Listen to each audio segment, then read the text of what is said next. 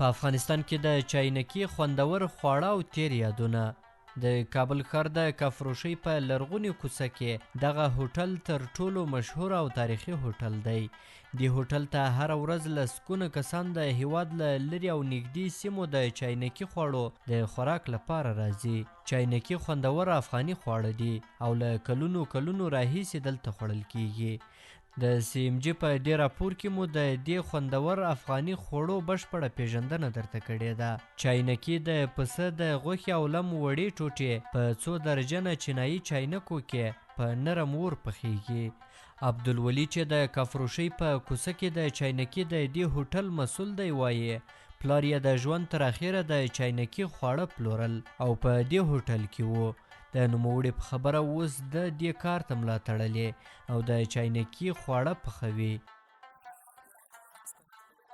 چاینکي خو مو د پلار کسب و. تقریبا 90 کاله د دغه دکان کیږي چې د چاینکي کار پکې کوو. پلار مې دا چاینکي پخوله. اوس ما هم همدې کار ته دوام ورکړی دی. چاینکي باید د پسه له نرمې غوښې پخه شي. نرمه غوښه لومړی ورته لقمه کیږي او وروسته دغه چاینکي په اور باندې ښودل کیږي او کله چې چاینکي کېښودل شوې بیا په تقسیمي ډول په ټولو چاینکو کې یوه ټوټه سرخي غوښه، یوه ټوټه لم او لږ نوره غوښه کېښودل کیږي او بیا دال، نخود، رومي او بانجان ورلویږي او د 2 ساعتونو لپاره یې په اور باندې ږدو. د عبدالولي په خبره د دوی په کار کې هیڅ کله کمی نه دی راغلی او له لرې پرتو سیمو څخه خلک ورته د چاینکي د خوړلو لپاره راځي. چاینکي خو د افغانستان یو سنتي خواړه دي. له ډیر پخوا وخت څخه دا چاینکي رواج ده. کباب او نور خواړه هم وو خو خلکو چاینکي ډیره خوښوله او اوس هم هغه پخواني خلک چې له کلیو څخه کابل ته راشي بې چاینکي نه ځي. عبدالله جان کاکا له پکتیا ولایت څخه دلته کابل ته راغلی. نوموړی وایي چې په هره اونۍ کې یو ځل کابل ته راځي او د چاینکي له خوړو پرته بیرته کور ته نه ځي.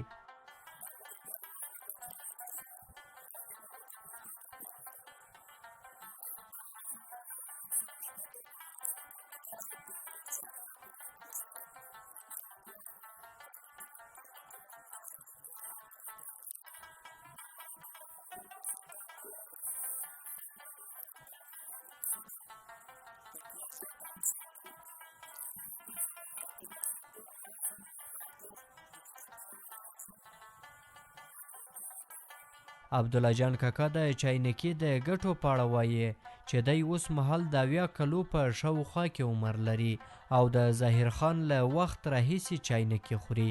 د صحت او قوت لوی راز یې هم د همدې چاینکي خوراک دی. د نوموړي په خبره چاینکي ډیر ګټور خواړه دي.